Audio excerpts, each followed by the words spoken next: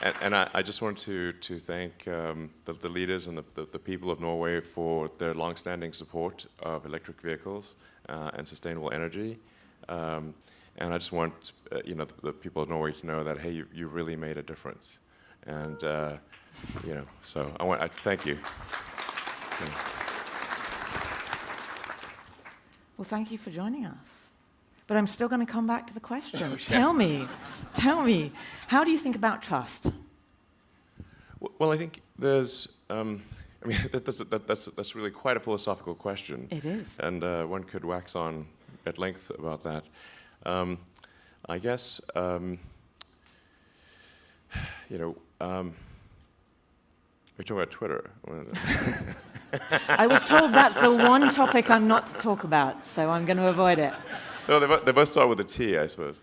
Well, I do think that with respect to information, generally people want to know that the information that they're receiving is accurate, that it is representative of the full picture, and they want to be able to believe what they read and not feel that it's overly biased, or at least understand the nature of the bias.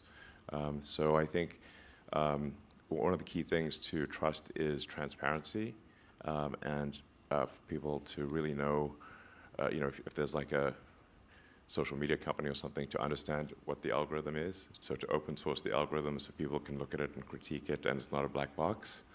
And then if there are any modifications done by people at that social media company, that they're clear and, again, transparent, and so it's not hidden. And I believe in the sort of free flow of ideas, and just generally erring on the side of free speech within the boundaries of the law. Within the boundaries of the law. It's a great place to start, isn't it? Yeah. Well, I think you can't go sort of beyond that without being arrested, I think. Yeah. Let's move on, shall we? You've been a great disruptor of technological models in energy and space. Where is the unexplored area for disruption? Well, I find the word disruption, I don't aim to disrupt for the sake of disrupting, It's more like there's thinking about what set of actions are most likely to lead to a better future. Mm-hmm. And so, in order one of the things, obviously, in order for humanity to have a compelling future for civilization, is that we must have a clear path to a sustainable energy future. That's one of the things that I think everyone would agree with. Now, I actually am not someone who would tend to sort of demonize oil and gas, to be clear. This is necessary right now, or civilization could not function. So I do think we actually need, and actually at this time, I think we actually need more oil and gas, not less. Mm-hmm. But simultaneously moving as fast as we can to a sustainable energy economy. And I thought the words of the Prime Minister were just spot on. It's, and I'm glad to hear that there's a large effort for sort of ocean wind, because that's I think a massive untapped potential. I would say go even more than what the Prime Minister said. Frankly, it's like that's if you did 100 by 100 array of 10 megawatt systems, you'd have 100 gigawatt capability. And then you do need to combine that with stationary storage, battery packs, to buffer the energy, because sometimes the wind blows and sometimes it doesn't blow. Or it doesn't blow as hard. And so you need to buffer it with battery packs, stationary battery packs, and Tesla and other companies are also making that. So that the sort of the three pillars of a sustainable energy future are sustainable energy generation, which is hydro, geothermal, wind, solar. I'm also pro-nuclear. I think we should really keep going with the nuclear plants. I know this may be an unpopular view in some quarters, but I think if you have a well-designed nuclear power plant, you should not shut it down, especially right now. But I try to say what I think is scientifically cogent, even if it is not popular. So, and anyway, so the pillars are sustainable energy generation, but then must also store the energy because many of the two main sources of sustainable energy, wind and solar, are intermittent. The wind doesn't always blow, the sun doesn't always shine, so you must buffer the energy in stationary battery packs. And then the third element, obviously, is electric vehicles. So electric cars, trucks, aircraft, boats, with the ironic exception of rockets. But we do have a plan for sustainably producing the rocket propellant, which is actually almost 80% liquid oxygen. So liquid oxygen you can get obviously from the atmosphere, and then we're going with methane fuel, which is 20% of the propellant. But that you can make also sustainably long-term from CO2 and water, H2O, which produces CH4 and O2. So that's the sort of sustainable long-term path for rocket propellant generation. And that's how it would have to be done on Mars, for example. So not electrifying quite yet. We do actually have sustainable power generation for some of our propellant generation already, but it's a small percentage now, but it will be a big percentage in the future. Okay. Yeah. So what do you've got, I was about to say the energy industry here, but that's probably an exaggeration. You've got a pretty significant set of the energy industry here. If you were to look ahead 5, 10, 15 years, what is the disruption going to look like in the energy industry? Well, I think we'll see tremendous change over the next 5, 10, and 15 years. I would say, like, if you say by 2030, I would say probably half of all new cars made will be electric. 2030, half of all new cars. That's electric. my guess. Yeah. Okay. By 2035, it might be 80% or something like that. I think it could be even higher than those numbers. But the car industry is moving rapidly towards electric, and one country after another and one state after another are making zero-emission mandates. California recently passed zero-emission mandate. New cars sold in California, I think 2035, can only be zero-emission. So. The UK is as well. Yeah, exactly. Yeah. So it's clearly the people of the Earth. Yeah. People of Earth have decided this is the way to go, and so I think so we'll see quite a tremendous change in that regard. And if you look at the streets of Norway, you actually see an advanced version of that because Norway has some of the highest. In fact, Norway's, I believe, gone to majority electric vehicles of new cars sold. Which is great. Again, thank you.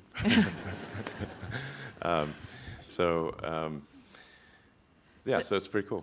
So if I pick up on that idea, so the future, the biggest change you see for the energy industry is electrification, electric car vehicles, light transport, maybe heavy transport. What does that mean about supply chains?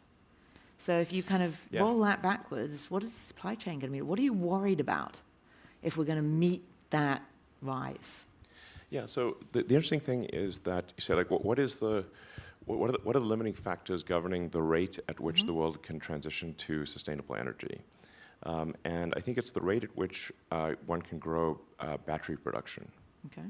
So then if you say, well, what are the constituents in the battery? In lithium-ion batteries, you've obviously got lithium. You've got a cathode, which is the main cathode materials are going to be a metal, and that's nickel, manganese, and iron. And on the anode side, it's primarily carbon, graphite. So in a sense, you're sequestering a little bit of carbon in the battery, and with some silicon added for energy density on the anode side. And then there's the electrolyte and whatnot. So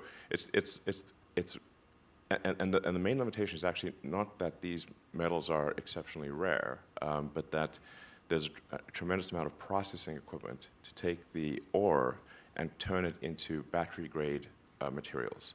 Because the battery grade anode and cathode have to be extremely pure in order for the battery to last for a long time. And so it's sort of processing of those elements.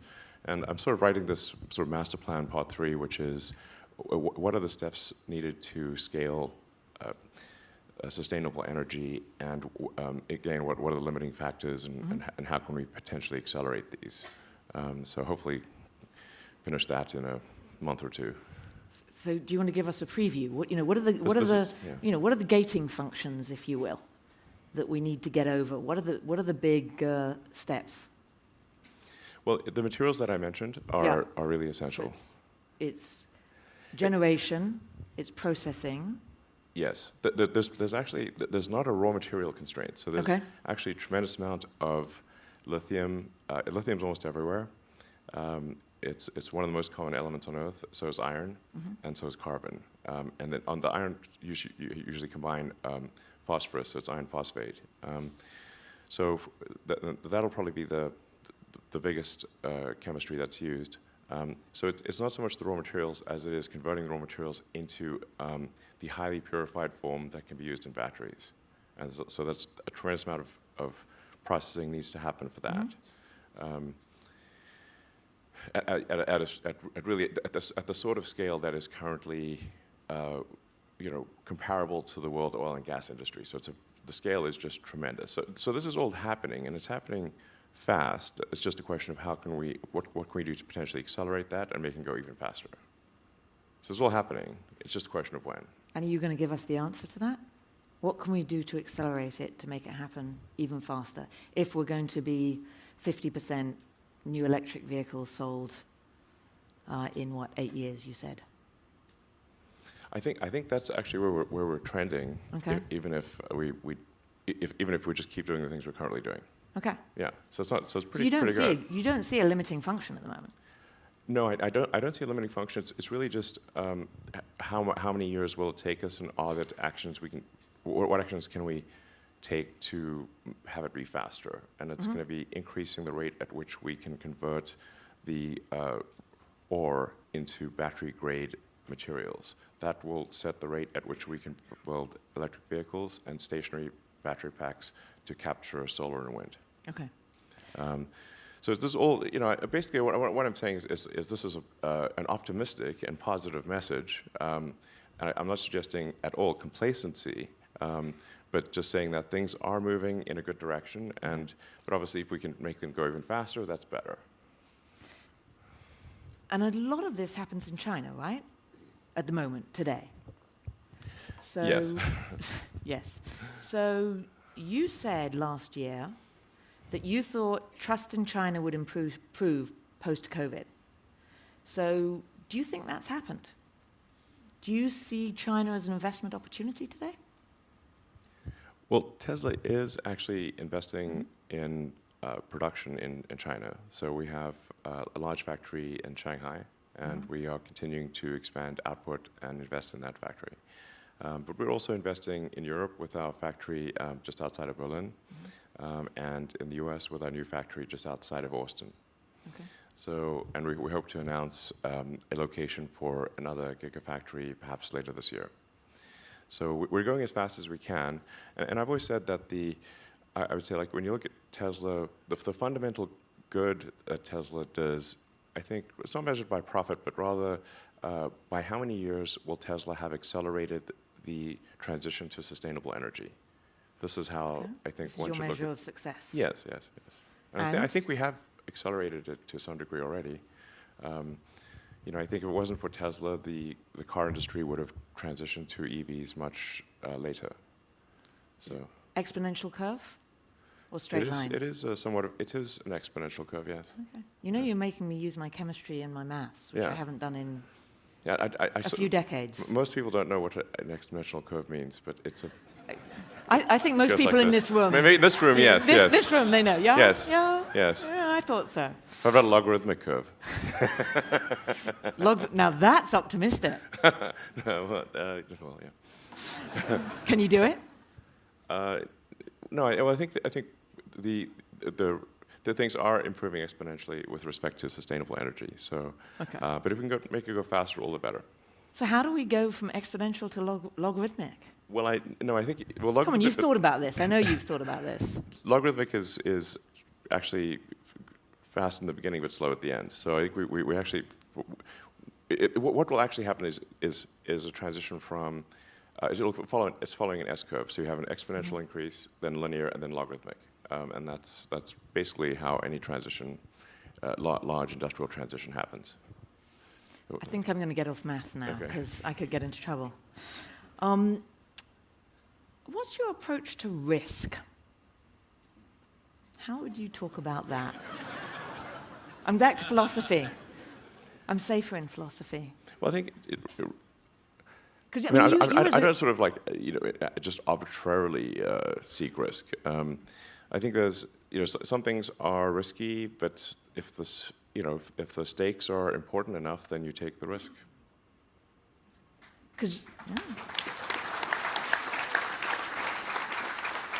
And today the stakes are important enough. Yes, I mean the stakes are extremely important, very fundamental to the future. Yes. Because I'm guessing, I don't know everybody in this room, but my guess is that you take significantly more risk than possibly anybody in this room, but certainly more than 95% of the people in this room. What allows you to take those risks? Are you faster? Are you smarter? Do you think differently? What do you do differently that allows you to do something that most people here, smart as they are, can't do? Well, I think there's probably a lot of people in this room that do take a lot of risks, but I can take the risk. I probably can win. Well, we've got a volunteer, but before you, I want to hear what Elon has to say about how he takes risks. no, I literally just try to use a scientific method, frankly, and consider the what is the importance of the outcome and what is one risking in order to achieve that outcome. And but like I said, if the outcome is important enough, even if the probability of success is low, one must, I think, still do it. In my view, some things are very important, and in order to have a good future, and if we don't do them, well, then we're in big trouble. And so, then how much of a risk really is it? Because if we don't take those actions, we won't have a good future. And I think the riskiest thing would be no action. So it's almost as though it's really not a risk, it's not a choice at all. Not really. Yeah. Okay. I think it's wonderful that you can change the world, because you really can change the world, and you have. You have the ability to do what, in many cases, not even governments can do. I mean, as I was doing a little bit of research for this panel, one of the data points that I saw is you were able to turn on, if you will, the internet in Ukraine in just 4 hours. What kind of responsibility do you feel as a corporate leader you have when you have that kind of power? How do you think about that? Well, I think it was a bit longer than 4 days, but it was about 4 hours, about 4 days, I think. But we did. Well, we did have some guess that maybe there would be something happening in Ukraine, and so we did pre-position some Starlink terminals there just in case. So that was helpful for the initial part of the invasion, and then we accelerated delivery of a lot of terminals within a few days of the invasion taking place. And the Ukrainian government tells me it's been very helpful. Yeah.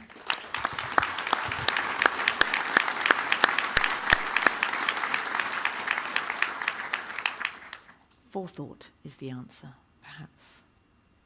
I mean, forethought and just moving quickly, decisively.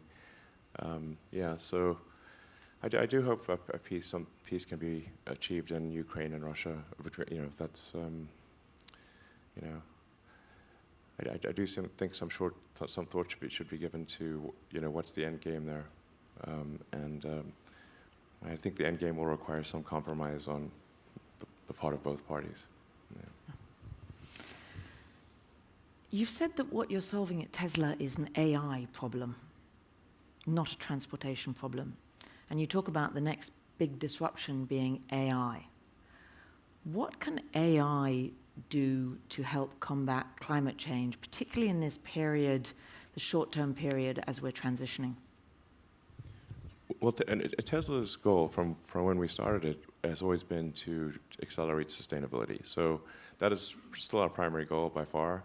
We have a secondary goal, which is to solve at least real-world intelligence as it applies to self-driving cars, and then potentially, with humanoid robots. But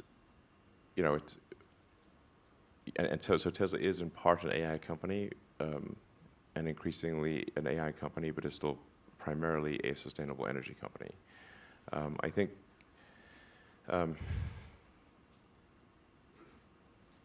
AI, what will AI do? I don't think we need AI to solve sustainability. That is happening. It might help us accelerate it. But I think we should also be cautious about AI and just make sure that as we develop AI, that it doesn't get out of control, and that the AI helps make the future better for humanity. And that's something I know you're working quite a lot on. I think we should be more worried about AI safety than we currently are. Yeah. Especially, the future wars are really going to be, and we're seeing a taste of that in Ukraine, very much drone wars. So if your drones are better than their drones, then you win, basically, is what will happen. Thus has it always been. No, that's going to be, it hasn't been that, but it will. It will be. Final question, we've just got a minute. What keeps you up at night, and what are you doing about it?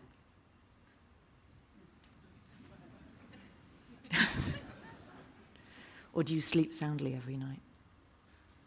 Well, there's the two main technical. I'm fundamentally a technologist. It's like kind of important, or engineer too. So, sometimes people call me like a businessman. I guess I have to do business. You have to have a group of people because I can't just do this in a garage by myself. But I'm fundamentally an engineer or technologist, and so the two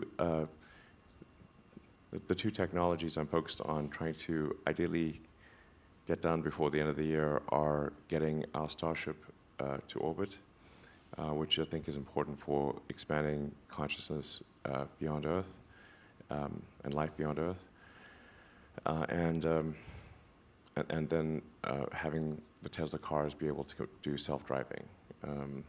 So have self-driving in wide release, at least in the US, and hopefully potentially in Europe, depending on regulatory approval.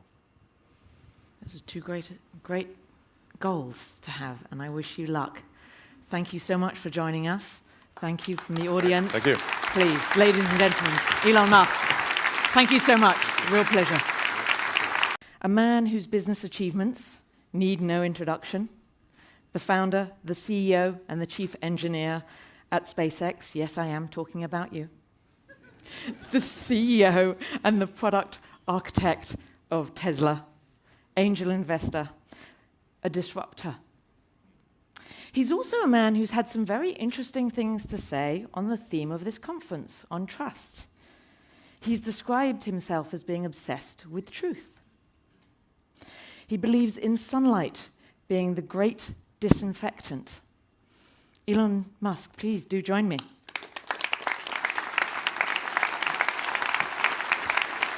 Such a pleasure. Oh. So, Glad welcome. to be here. Hello, everyone. Let me start. Tell us how you think about trust. Well, I believe in trust and transparency and the pursuit of truth in general. But first, let me just take a moment to say thank you for inviting me, and it's an incredible honor to be here.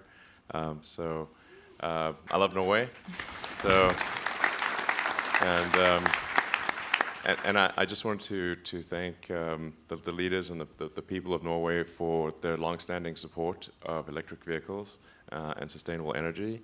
And I just want the people of Norway to know that, hey, you really made a difference.